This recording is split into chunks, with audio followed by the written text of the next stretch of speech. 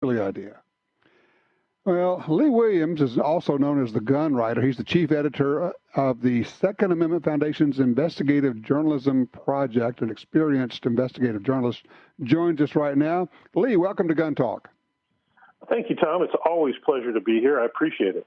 Absolutely. So, all right, what is the story? People have been making guns legally in the United States for themselves, making their own guns for 2.5 centuries. What did you find out from the ATF here? Well, we got this pesky little leaked memo that the ATF, the Alcohol, Tobacco, and Firearms and Explosives, sent out through, and I'm not kidding about this, it was published by the Joint Counterterrorism Assessment Team, or JCAT, which is a collaboration of the National Counterterrorism Center, Department of Homeland Security, and the FBI. Now, to be clear, this memo, this document was never supposed to get out. It's got a heck of a warning on it. Yeah. It says it's unclassified, but for official use only, do not release to the public, the media, or other personnel who do not have a valid need to know without prior approval from NCTC, DHS, or the FBI. It's kind of scary, but then you look at it and you pretty much understand why ATF wanted to keep this thing secret. What does it say? Well, its title says, First Responder Awareness of Privately Made Firearms May Prevent Illicit Activities. Basically, they're saying that if you make guns at home, which I did, I think when I was 12, I built one of those CVA muzzleloader kits, which you might remember. Yeah. Criminals and violent extremists continue to seek ways to acquire firearms through the production of privately made firearms, or PMFs, the document says. PMF awareness and identification can aid in recovery and prevention of illicit activities. They're just conflating someone who makes a gun with the terrorist. And that I find incredibly troubling, especially given all of ATF's authority. There's only one little disclaimer in the document that says, note, many of the activities described herein may involve constitutionally protected activities and may be insignificant on their own. Yeah, I'd say that is probably would have led with that if I wrote this. Yeah, say, okay, this is perfectly legal and protected by the Second Amendment in the Bill of Rights in the Constitution of the United States of America. But we're going to tell you, as first responders, you should be looking for these because these could be signs of terrorist activity, people who actually have the temerity to make their own guns. So I asked a good friend of mine, he's a sheriff in Florida, he's a good man, he's got about 1,000 employees, about how many of these unserialized, like the other team likes to call ghost guns, which I call home builds, his deputies had recovered. So he actually took a couple of his guys and he sent them, and they went through every single firearm in their evidence room. And they didn't find one so-called ghost gun or home build. It's not a problem as far as local law enforcement is concerned, Tom. But it has to be scary because the ATF has now applied a TLA to it. That'd be a 3-letter acronym. Because now we have PMFs, privately made firearms. To be scary or to be important, you got to have a TLA, of course. Definitely. And then they go into detail how if they find someone with 3D printers, or maybe they buy a lot of printing medium, such as plastic or ceramic or metal spools.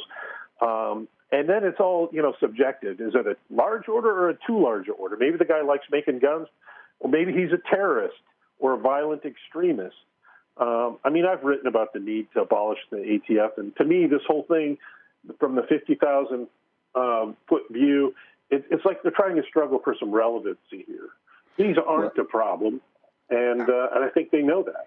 You might explain what the inherent problem is with the ATF in terms of them giving themselves the ability to rewrite laws and classify things that are not guns as guns. Yeah, and that is the ultimate example of absolute power corrupts absolutely. Because ATF has this rule-making authority, they can take something like a bump stock and turn it into a machine gun. And then overnight, everybody who possesses one is now subject to NFA. The big thing that scares me is the pistol braces, Tom. I know you've covered it on your show, and you're concerned. If they actually do manage to do this and turn these pistol braces into SBRs, or short barrel rifles, which will then become subject to the National Firearm Act regulation, I mean, man, we're going to have millions of gun owners overnight who are going to become felons. And in my humble opinion, any law that turns millions of law-abiding Americans into felony, but there's only one word for that. That's tyranny. And we're talking about you become a felon overnight while you are sleeping in your own bed because of something you have in your gun safe that is not a firearm. And we're not talking about 20 or 30 people. We're talking 20 to 40 million of these are in existence. Yeah, they're incredibly popular. And, people keep forgetting. I know 3 veterans who need a pistol brace to shoot an AR because they don't have full control of their limbs. Or in one case, the guy's missing a limb. So this is how he recreates. This is how he defends his home, is through an AR pistol equipped with a brace. And like you said, they're incredibly popular. There are millions of them out there. Yeah, but we have to be careful not to get caught in the weeds of trying to justify this. The actual case for this, the actual issue in this, is the ATF, through its rule-making ability, reclassifying, redefining, and then actually inventing a firearm out of a piece of metal and saying, okay, I know this was a toaster today, but tomorrow it is a machine gun. That's basically what they're doing. Yeah, that's exactly what they're doing. And if David Chipman gets confirmed, things are going to get a whole heck of a lot worse. Oh, it's going to be awful. And let me just take this moment to address that. Everybody listening to this needs to be making these comments on the pistol brace proposal and on the David Chipman nomination. And if you're telling me you don't know how to do that or where to do that, I just say get off your ass, because it's everywhere. Go online, Second Amendment Foundation, gun owners, NRA. I don't care where you go, but everybody's got a link on how to do this. And if you're sitting on your can and not doing this, and look, we don't have nearly enough comments on any of this right now. No. We should have 1 million, and we're sitting at under 100,000 on some of these.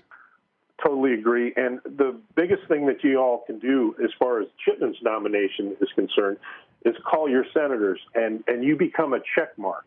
Right. One opposed, one for. But now each of your senators, they all have a bunch of field offices. Like I know Rubio and Scott each have like a dozen.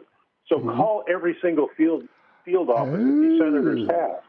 Because instead of just being one check mark, now you're a dozen check marks. And tell them all that you oppose Chipman's nomination. And here's the other thing. If you are a gun store owner, you need to, as a gun store owner, be notifying your senators, especially if you're in West Virginia, Joe Manchin, especially if you're in Arizona, especially if you're in a state where you've got some of these moderate senators who need a push. They need to find out which way the wind's blowing. Well, let's generate some wind. Yeah. Joe Manchin needs to know that if he votes for Chipman, he can't go home because people there will be so upset with him. I mean, it's West Virginia, for heaven's sakes. And everybody in West Virginia needs to get on board. But everybody who's listening to this needs to be doing this. And like I say, I'm sorry about the language, but you know what? This is that important.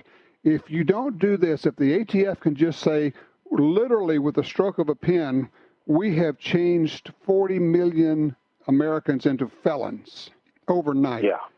We cannot abide that. And if they can do that, they can do anything. Yeah, that's tyranny. And that is going to happen. I mean, you look at Chipman and his record. He's worked for every town, and he's worked for the Giffords. He is an anti-gun activist. That's like, and they want to put him in charge of ATF. That's like putting Howard Stern in charge of the FCC, although I'm a huge Howard Stern fan. But it's the same thing. I mean, it's the fox guarding the hen house. Yeah, no doubt. Hey, Lee, how can people keep up with what you're doing in this very important work at the Second Amendment Foundation's Investigative Journalism Project? Everything I do is on my site. That's thegunwriter.substack.com. Everything I write for SAS is at